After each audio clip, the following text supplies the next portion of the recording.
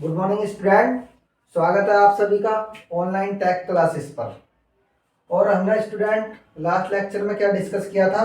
Numerical कर रहे थे हम, किस पर? रेजिस्टेंस बेस्ड न्यूमेरिकल कर रहे थे। लगभग हमारे खत्म ही हो चुके हैं, लास्ट ही हो चुके हैं बेसिक टाइप्स न्यूमेरिकल। अब देखते हैं अगला टाइप्स क्या होगा। देखते हैं नेक्स्ट न्यूमेरिकल क्या होगा। देखो कहीं पर इस टाइप से भी दे सकता है वो, आपसे क्या कर सकता है, ये दे सकता है वो।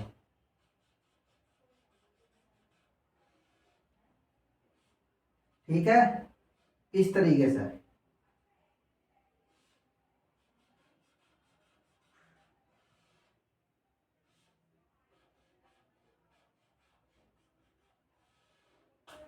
थोड़ा दिक्कत आ रही है लिखने में। और यहां से एक रेजिस्टेंस और ऐड कर देगा वो, इस तरीके से। ठीक है, और आपसे कहेगा ये, ठीक है, ए और बी। ठीक है, यहां पर दे देगा वो 4 ओम का रेजिस्टेंस, और यहां पर भी क्या देगा, 4 ओम का रेजिस्टेंस। और यहां पर भी हमारा 8 ओम का दे सकता है, और यहां पर भी 8 ओम का रेजिस्टेंस। ठीक है, यहां पर कुछ भी दे दे हो, 5 ओम का रेजिस्टेंस है। ठीक है, तो हमने क्या बताया था, यहां से चले हम, यदि यहां से आई करंट मिल रही है तो आगे देखो, यहां से यहां तक चलने में एक ही रास्ता था, यहां पर हमारा नोड आ गया, तो यहां से चले कितनी, यहां पर एक करंट जाएगी और एक यहां पर, 2 रास्ते मिले। ठीक है, तो एक करंट तो इसमें जाएगी और एक करंट इसमें जाएगी। फिर आगे जाएंगे, ये नोड मिलेगा, तो एक करंट तो यहां जाएगी और एक यहां जाएगी। ठीक है, इस प्रकार। लेकिन सबसे पहले हमें ये देखना है, ये जो डायग्राम आपको दिख रहा है, तो यहां देखेंगे कैसे होगा। ठीक है, एक आपने नाम सुना होगा, व्हीटस्टोन सेतु। व्हीटस्टोन सेतु का काम क्या होता है, वो मीडियम रेजिस्टेंस को मेजर करता है। ठीक है, तो इसी प्रकार ये डायग्राम हमारा दिया गया है। देखो सबसे पहले इसमें कितनी आर्म है, आर्म का मतलब है कितने इसमें एलिमेंट है। तो देखो मेरे प्यारे विद्यार्थियों, एक तो ये वाला एलिमेंट है। ठीक है, तो ये वाला हो गया 1, और यहां से यहां तक कितने हो गए, 2। ठीक है, और यहां से यहां तक कितने हो गए, 3, और यहां से यहां तक कितने हो गए, 4। तो कितने एलिमेंट हो गए हमारे, 4। इसका नाम ए दिया है, इसका नाम बी, तो इसका नाम सी ले लो या डी ले लो। ठीक है, अब सबसे पहले हमें ये देखना है कि व्हीटस्टोन सेतु जो होता है हमारा ब्रिज, तो वो उसकी कंडीशन क्या क्या होती है। देखो मैं आपको बताता हूँ, पढ़ाएंगे हम आपको व्हीटस्टोन सेतु के बारे में, पढ़ाएंगे मेजरमेंट में। लेकिन ये न्यूमेरिकल दे देता है डायरेक्टली, तो हमें करना पड़ेगा। देखो व्हीटस्टोन सेतु की क्या कंडीशन है। सबसे पहले हमारी आमने सामने की आर्म देखो, ये वाली आर्म, ये, ठीक है, ये और ये, और इसकी मल्टीप्लाई इससे करेंगे तो इसके सामने कितना हमारा, 4 और 4 इक्वलेंट। ठीक है, 8 और 8 कितने हो जाएंगे हमारे, 8 8 64। तो ये क्या हो जाएगा हमारा, 8 गुना 8, तो 4 चौक 16 बराबर 8 8 64। तो बेटा ये गलत हो गया। ठीक है, क्योंकि हमने क्यों लिया वैल्यू, इसलिए लिया कि समझाने का, हम आपको समझाना चाह रहे हैं कि ये जो ब्रिज है हमारा व्हीटस्टोन सेतु, ये बैलेंस कंडीशन में है या नहीं। बैलेंस का मतलब क्या होता है कि मान लो ये है हमारी, कोई भी हमारी एक पटरी दी है, ठीक है, ये, और ये इसकी क्या है, धुरी है जिसपे ये लगी है। ठीक है, अगर मैं इस पर 20 किलोग्राम का वजन यहां पर लगाता हूं और यहां पर 10 किलोग्राम का, इसका मतलब क्या, ये 10 किलोग्राम वाले को इस तरीके से अपनी तरफ खींच लेगा। इसका मतलब ये क्या हो गया, अनबैलेंस कंडीशन हो गई। और यदि मैं इस वाले सिरे पर, ए सिरे पर भी क्या रखता हूं, ए सिरे पर भी हम क्या रखते हैं, हम 20 किलोग्राम, और बी सिरे पर भी हम 20 किलोग्राम रखते हैं, तो ये बिल्कुल ऐसा रहेगा, यूनिफॉर्म, बिल्कुल यूनिफॉर्म रहेगा, सपाट बिल्कुल इस तरीके से, ना इधर झुकेगा ना इधर झुकेगा। क्यों? क्योंकि वो बैलेंस कंडीशन हो गई। जैसे हम कोई भी सामान लेने जाते हैं किसी दुकान पे, तो तराजू में क्या करता है, 1 किलो का बाट इधर रखता है और 1 किलो सामान इधर तोल देता है। यदि एक किलो चीनी उसने तोली है और 1 ही किलो है, तो हमारी इक्विवेलेंट बिल्कुल तराजू ऐसे रहेगी यूनिफॉर्म में। लेकिन यदि 10 ग्राम भी फालतू थोड़ी झुक जाएगी, इसका मतलब अनबैलेंस हो गया। और हम कभी कह भी देते हैं, यदि कम होती है या ज्यादा की ज्यादा हो गई, और कम होती है तो कम बोल देते हैं। ठीक है, तो बैलेंस कंडीशन का मतलब होता है कि बैलेंस करना, किसी भी चीज को बैलेंस करना। तो इसी प्रकार मेरे प्यारे विद्यार्थियों, इसके अंदर भी क्या होता है, बैलेंस करना होता है। यदि बैलेंस कैसे होगा, अब देखो ये तो अनबैलेंस कंडीशन हो गई, क्योंकि हमारा आमने सामने की जो टर्म है, ये 4 और 4 का मल्टीप्लाई 16 है, तो इधर भी हमारा 16 आना चाहिए था, तो हमारा कंडीशन क्या हो जाती, बैलेंस। लेकिन अब क्या कंडीशन है, ये देखो, अब इस समय क्या कंडीशन है हमारी, अनबैलेंस की कंडीशन है, अनबैलेंस, अनबैलेंस,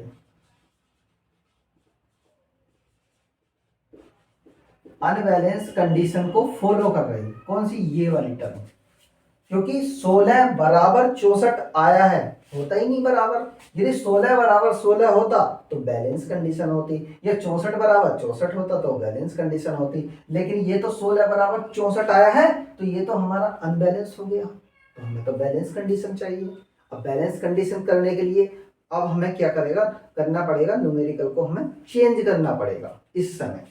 ठीक है, क्योंकि अनबैलेंस जब भी आएगा, अनबैलेंस कंडीशन आएगी, तो उसका न्यूमेरिकल अलग टाइप से होता है। पहले हम आपको बैलेंस कंडीशन सिखाएंगे, उसके बाद हम नेक्स्ट लेक्चर में चलेंगे, तब हम अनबैलेंस कंडीशन सिखाएंगे कि अनबैलेंस कंडीशन को कैसे हम रेजिस्टेंस को क्या कर सकते हैं, रेजिस्टेंस का सॉल्यूशन कर सकते हैं, इक्विवेलेंट निकाल सकते हैं। ठीक है, तो मेरे प्यारे विद्यार्थियों, इतना समझ में आया होगा। अब देखो, अब इसकी वैल्यूज हम क्या लेते हैं, देखो हमारे पास क्या है, यहां से देख सकते हैं हम 1 2 3 और 4 आम है। यहां देखो 4 चौक 16 आया है। ठीक है, यदि मैं इसको 8 ओम ले लूं, ठीक है, तो 4 चौक 16, इसका मतलब इसे फिर हमें 2 ओम लेना पड़ेगा। ठीक है, क्यों? क्योंकि 4 चौक 16 होते हैं और 8 दूनी 16 होते हैं। इसका मतलब क्या है, हमारी आमने सामने की जो ये वाली ये और ये वाली आर्म, इनका मल्टीप्लिकेशन बराबर आना चाहिए। तो देखो कैसे, 4 और 4, देखो इसका नाम क्या लिख लेता हूं मैं, R1। ठीक है, और इसका नाम क्या लिख लेते हैं हम, R2, और इसका नाम लिख लेते हैं R3। ठीक है, और इसका नाम क्या है हमारा, R4। देखो मेरे प्यारे विद्यार्थी, बहुत अच्छी चीज समझा रहा हूं मैं आपको, और इसको इतने अच्छे तरीके से समझना, ये चाहे एक लेक्चर में मेरा पूरा समझाना अच्छा लगेगा, चाहे एक लेक्चर में ही समझाना पड़ जाए, कोई बात नहीं है, लेकिन समझ में आना चाहिए पॉइंट टू पॉइंट। अगर एक बार दिमाग के अंदर बैठ गया ना, तो कभी भी किसी भी न्यूमेरिकल को यूं कर दोगे आसानी से, समझ रहे हो ना। और इस वीडियो को पूरी देखना, ठीक है, ऐसा नहीं है कि ऐसी हवा में बात हो रही है, हवा में नहीं देखना ही है। वीडियो को रोक रोक के देखो, आराम से देखो, समझ में आए, और इसको नोट भी करना है, क्योंकि ये बहुत ही मोस्ट टॉपिक है ब्रिज का। ठीक है, अब देखो हमने क्या बताया, ब्रिज की कंडीशन क्या होती है, व्हीटस्टोन ब्रिज की, bridge balance condition, balance condition कैसे पता चलेगा हमें बैलेंस है ब्रिज, तो हमें देखना पड़ेगा। ऐसे ही नहीं कि हवा में हो जाएगा कि बस देख लिया और अनबैलेंस है या बैलेंस है। हमने क्या बताया, ब्रिज की बैलेंस कंडीशन निकालने के लिए हमें क्या करना पड़ेगा, आमने सामने की आर्म, आमने सामने के जो एलिमेंट जुड़े हैं उनका मल्टीप्लीकेशन करना पड़ेगा, उनकी जो वैल्यूज दी है। तो R1 और R3, देखो R1 इंटू R3 इक्वलेंट फिर क्या आएगा R2 into R4, R2 into R4। ठीक है, देखो इसको भी हम पढ़ाएंगे ब्रिज का जब आएगा, लेकिन ये न्यूमेरिकल रेजिस्टेंस बेस्ड चल रहे थे। तो इसमें एक टॉपिक होता है कि बैलेंस कंडीशन में यदि है कोई भी सर्किट तो हम उसका इक्विवेलेंट कैसे निकालेंगे। ठीक है, तो सबसे पहले हमें ये पता होना चाहिए, देखो कह रहे हैं इसके आमने सामने की जो भी हमारी आर्म है उसका मल्टीप्लिकेशन और इसके आमने सामने की आर्म का मल्टीप्लिकेशन सबसे पहले ये देखो बराबर है या नहीं है। यदि बराबर है तो बहुत अच्छी बात है। ठीक है, देखो R1 की वैल्यूज कितनी है हमारे पास 4 मल्टीप्लाई बाई R3 की वैल्यू कितनी है, देखो यहाँ पर R3 की वैल्यू कितनी है 4 बराबर, ऐसे ही यहाँ पर R2 की वैल्यू कितनी है 8 मल्टीप्लाई, ऐसे ही यहाँ पर कितनी है R4 की वैल्यू कितनी है 2, तो यहाँ पर 2 हो जाएगा। 4 चौक 16 और 8 दूनी 16। तो देखो ब्रिज क्या है इस समय 16 बराबर 16 आ रहा। इसका मतलब क्या है, ये जो ब्रिज है हमारा, यहां लिख सकते हैं ब्रिज क्या है हमारा बैलेंस कंडीशन में है, बैलेंस कंडीशन में है।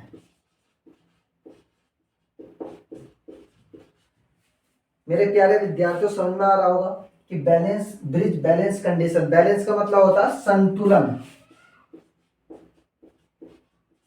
संतुलन में है। ठीक है, संतुलन का मतलब समझ गए। मान लो ऐसे भी बता सकता हूं मैं आपको कि यदि हमारी कैपेसिटी 40 किलोग्राम वजन ले जाने की है तो हम 40 किलोग्राम तो आसानी से ले जा सकते हैं। जब 40 किलोग्राम ले जाएंगे तो हम बैलेंस कंडीशन में चलेंगे। यदि हम 40 से सीधा ही 80 किलोग्राम कर दें और 80 किलोग्राम वजन हम अपने ऊपर लेकर जाए, सर पर रख के, तो क्या हम बैलेंस कंडीशन में है? नहीं। हम उस समय क्या करेंगे, थोड़ी दूर चलेंगे फिर हम इस तरीके से हिलने लगेंगे। ठीक है, इसका मतलब हम अनबैलेंस कंडीशन में है। इसका मतलब अनबैलेंस का मतलब असंतुलन हो गया। क्यों? क्योंकि हमें तो संतुलन में जाना था। संतुलन में हम आसानी से जा सकते हैं, लेकिन असंतुलन हो गया तो गड़बड़ है। इसका मतलब हमें संतुलन करना पड़ेगा, तभी तो हम दूर तक जा सकते हैं। तो इसी प्रकार ये ब्रिज की भी यही कंडीशन है। तो इसका मतलब ये अच्छी बात है, 16 बराबर 16 आया। इसका मतलब ब्रिज क्या है हमारा, बैलेंस कंडीशन में, संतुलन में है। तो अब जब संतुलन में है तो देखो, जब ये ब्रिज संतुलन में आ जाता है तो इसका मतलब ये जो बीच की जो आर्म है ये वाली, इसमें कोई भी करंट फ्लो नहीं होगी। क्यों?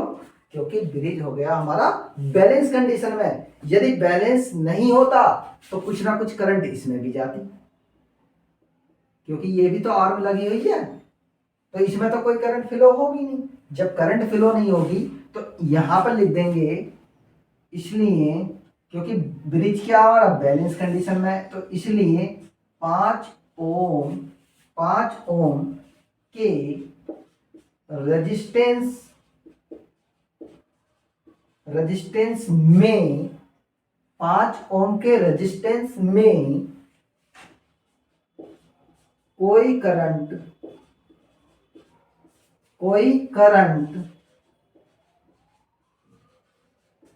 इसे कह सकते हैं धारा प्रवाहित नहीं होगी। प्रवाहित या कह सकते हैं फ्लो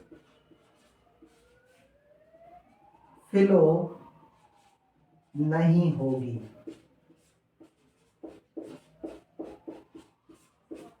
ठीक है मेरे प्यारे विद्यार्थियों, जब ये ब्रिज क्या हमारा बैलेंस कंडीशन में, तो 5 ओम के रेजिस्टेंस में कोई भी करंट फ्लो नहीं होगी। जब करंट फ्लो नहीं होगी तो इस रेजिस्टेंस को लगाने से फायदा क्या है, इसको हटा दो, हटा देते हैं। अब देखो सर्किट क्या हो जाएगा।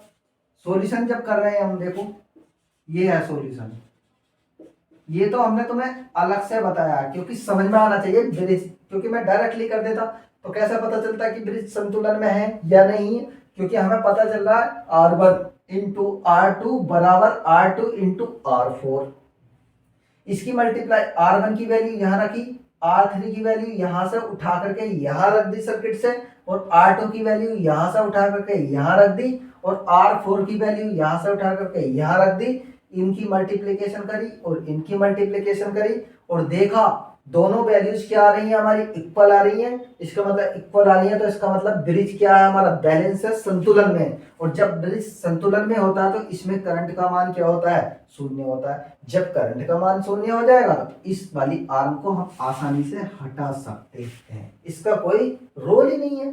जब इसमें करंट ही फ्लो नहीं हो रही तो इसका रोल नहीं है। तो सर्किट कैसा हो जाएगा, देखो अब ये इस तरीके से, ठीक है, ये हो जाएगा।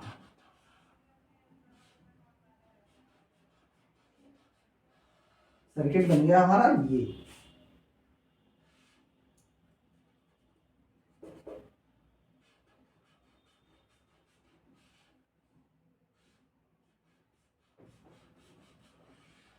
ये बन गया हमारा।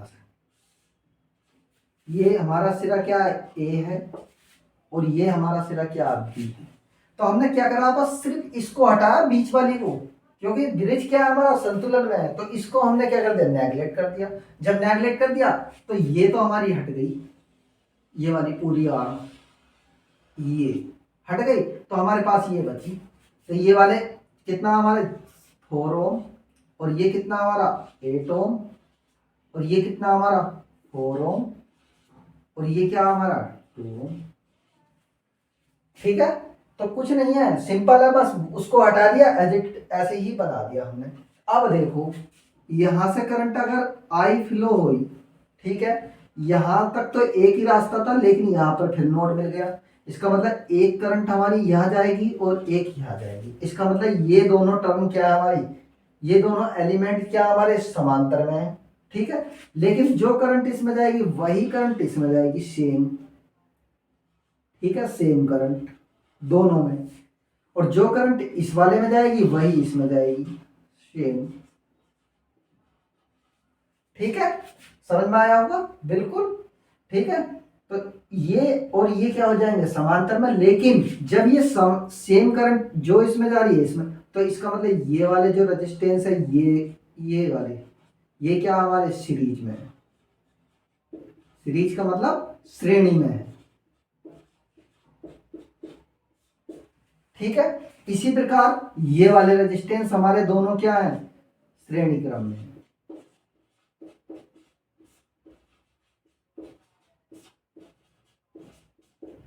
ठीक है, अब कर दो जैसे पहले कर रहे थे हम न्यूमेरिकल, वैसे सॉल्यूशन करना। अब देखो सर्किट क्या हो जाएगा, अब मैं इसको मिटा देता हूं, ठीक है, समझ में आ गया होगा। अब देखो यहां पर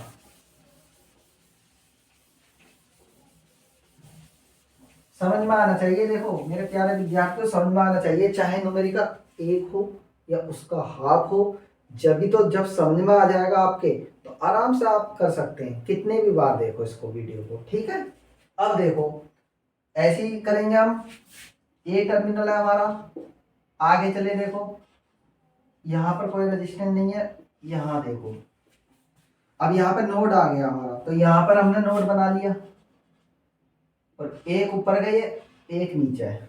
क्योंकि दो रास्ते मिल रहे हैं, तो ऐसे भी बना सकते हो, सीधे ले जाओ, या ऐसे, या डायरेक्टली भी बना सकते हो। तो आप देखो यहाँ पर ये श्रेणी में है, तो 4 और 8 कितना हो गया, 8 और 4 12। तो यहाँ पर जो रेजिस्टेंस आएगा वो हमारा कितना आएगा, हमारा 12 ओम का आएगा। क्योंकि हमने क्या कर लिया, इस 4 को इस 8 के साथ श्रेणी क्रम में कनेक्ट कर लिया। जब श्रेणी क्रम में कनेक्ट कर लिया, तो मैंने बताया था श्रेणी क्रम का फॉर्मूला क्या होता है, आर टी बराबर R1 प्लस R2। और आर टी बराबर क्या होता है, देखो 4 प्लस 8, तो ये हो जाएगा आर टी इक्वलेंट हमारा 12 ओम। तो डायरेक्टली हमने क्या कर दिया, हमने डायरेक्टली जोड़ दिया, 4 और 8 क्या हो जाएंगे, श्रेणी क्रम में, इस तरीके से। तो यहाँ पर क्या आ जाएगा, 12 ओम। इसी प्रकार मेरे प्यारे विद्यार्थियों, इसी प्रकार हम क्या करेंगे, यहाँ पर देखेंगे, तो ये भी सीरीज में है, मैंने बताया इस श्रेणी क्रम में। तो इसका मतलब इसको भी हम डायरेक्टली इसी तरीके से हम जोड़ सकते हैं, R1 प्लस R2। तो R1 की वैल्यू 2 हो जाएगी, और R2 की वैल्यू 4 हो जाएगी। ठीक है, तो 4 और 2 6। अब डायरेक्टली हम यहाँ पर देखो इस आर्म को इस तरीके से, तो यहाँ पर क्या आएगी हमारी 6 ओम आएगा, और यहाँ पर नोड पहले से ही है, तो ये हो जाएगा हमारा बी टर्मिनल। अब देखो ये इतना टिपिकल सर्किट था देखने में, फिर और इजी हो गया और सिंपल हो गया। इसका मतलब सिंपल होता चला गया। तो न्यूमेरिकल का मतलब होता है हार्ड चीज को, हार्ड न्यूमेरिकल को सिंपल वे में हमें सॉल्यूशन करते जाना और आंसर निकालना। अब देखो यहाँ पर नोड मिला आई, तो आई करंट यहाँ पर नोड मिलने के बाद एक करंट इधर जाएगी और एक इधर जाएगी। इसका मतलब ये दोनों क्या है, फिर से समांतर में होंगे। तो अब हमने टोटल इक्विवेलेंट समांतर का क्या बताया था, देखो 1/r बराबर 1/r1 प्लस 1/r2, ये वाला फॉर्मूला। और इसी फॉर्मूले से हमारा कौन सा फॉर्मूला आया था, देखो 1/r बराबर, इसका एलसीएम लेंगे R1 इंटू R2, तो ये क्या जाएगा R2 प्लस R1।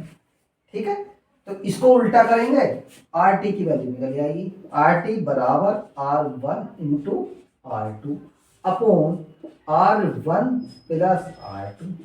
बस हम डायरेक्ट इस फॉर्मूले को तो रखते हैं और कुछ नहीं करता, हम डायरेक्टली जहां भी दो रेजिस्टेंस दिखे R1 into R2 upon R1 plus R2, बस इसमें इसकी वैल्यूज रख दो।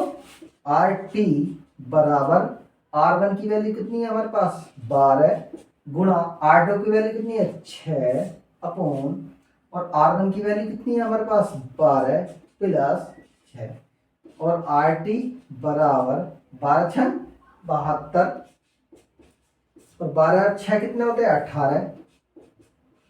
ठीक है, 18 होते हैं। अब इसे काट लो, 18 से काट सकते हैं, 6 से काट लो या डायरेक्टली काट लो 18। देखो 6 से काटो, 6 कन 6 और 6 दूनी 12 और 6 तिया 18 और 3 चौक 12 या 18 चौक 72। तो RT बराबर क्या हो जाएगा हमारा 4 ओम आ जाएगा। तो मेरे प्यारे विद्यार्थियों, इस टाइप का कोई भी न्यूमेरिकल आए, कितनी भी वैल्यूज हो, सबसे पहले हमें क्या करना है, देखो एक बार और समझा देता हूं जिससे कि ये पूरा समझ में आ जाए। तो इस टाइप का जो भी न्यूमेरिकल आएगा, सबसे पहले हम उसके आमने सामने की जो भुजाएं होंगी या आर्म होंगी, तो आमने सामने की भुजाओं का मल्टीप्लीकेशन करेंगे।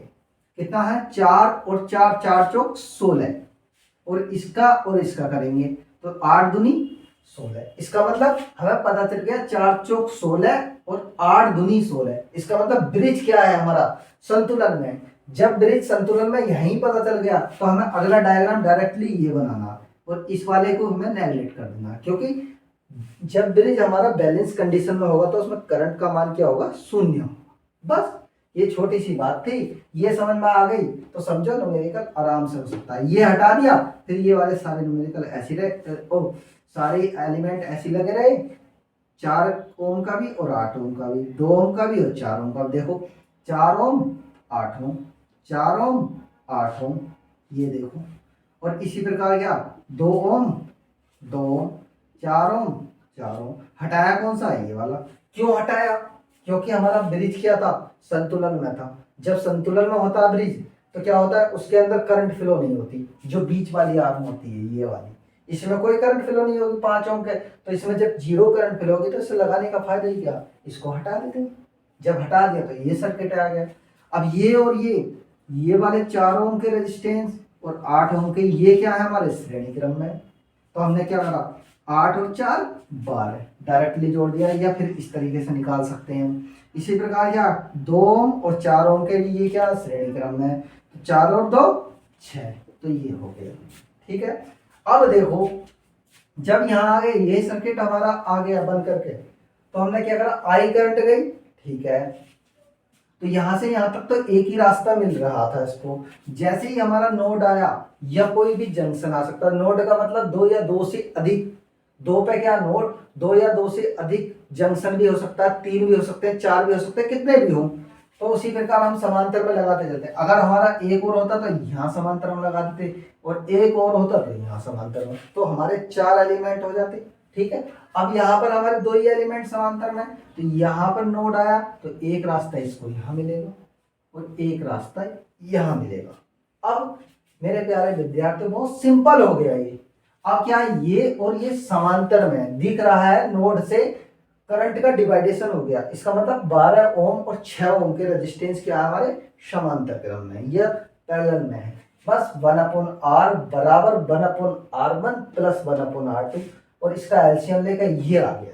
तो हम डायरेक्टली इसी से करते हैं। तो RT बराबर R1 into R2 upon R1 plus R2। ठीक है। अब यहाँ पे कुछ नहीं करना, सिंपल वैल्यूज हमारे पास क्या है, देखो यहाँ पर देख लो, R1 की वैल्यूज क्या है ये और R2 की वैल्यूज क्या है ये। बस यहाँ पर पुट कर दो, पुट करके ये आ गया। तो हमारा आंसर आ जाएगा 4 ओम। ठीक है। आई होप समझ में आया होगा। और अच्छे से पूरे क्वेश्चन को देखना है, एक बार नहीं दो बार, दो बार नहीं 3 बार रिपीट करके देखिए और इसको नोट करिए। इस टाइप का न्यूमेरिकल कोई भी आ सकता है और ये बहुत सिंपल होता है। ठीक है। तो मेरे प्यारे विद्यार्थियों, इस लेक्चर को आज यहीं तक रहने देते हैं और नेक्स्ट लेक्चर में देखते हैं क्या होता है। ठीक है। तो सभी से विदाई लेता हूँ और नमस्कार, जय हिंद, जय भारत।